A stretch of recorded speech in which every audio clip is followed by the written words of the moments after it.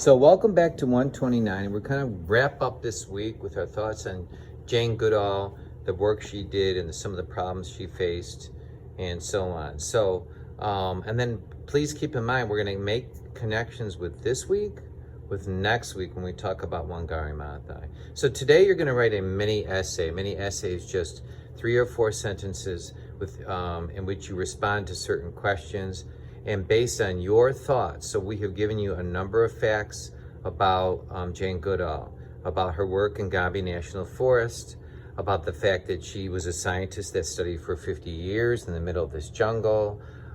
We talked about the fact that her mother came along.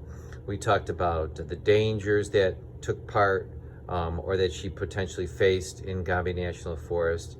And then we're gonna here today talk about deforestation.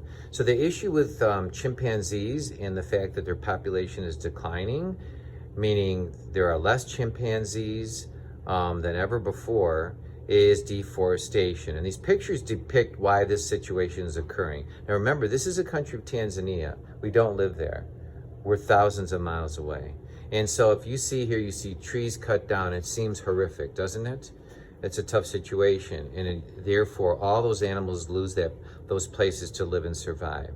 But you look here on the right, and you notice I wrote a sentence here. It says, local families need firewood, shelters, and farmland. So here's the situation, ladies and gentlemen.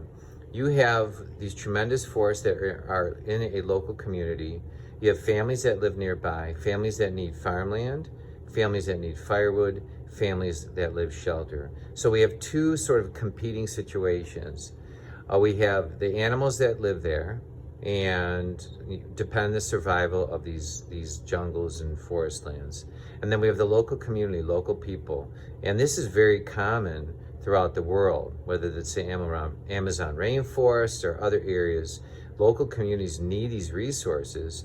And oftentimes other organizations, people, groups, countries step in and tell them what they should do with their land. It's a very tough situation. So here's the situation for you. I'm going to switch slides here. You're going to consider these thoughts as you write your essay, your mini essay, we're going to call it,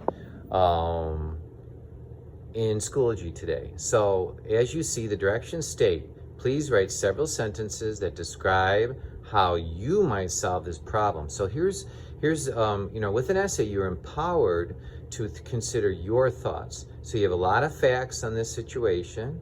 I've mentioned them. You can always go back and watch the videos if you need to reflect on them. But here are some questions for you need to consider and write about. Should deforestation continue? And so we'll focus on Tanzania for the moment. Next week we'll talk about Kenya as well. Should deforestation continue? Number 2, should the chimps lose their habitat? Number 3, should the local farmers be allowed to cut down trees so they can survive? So those questions 2 and 3 really address the problem. Who has the rights to that land? And so the essay you're going to write, 3 or 4 sentences in Schoology and submit to your teacher, I'll give you the opportunity to share and consider these problems. And you must explain, based on the information you have been given this last week through videos and conversation, you must explain based on some level of logic why it is you believe what you do.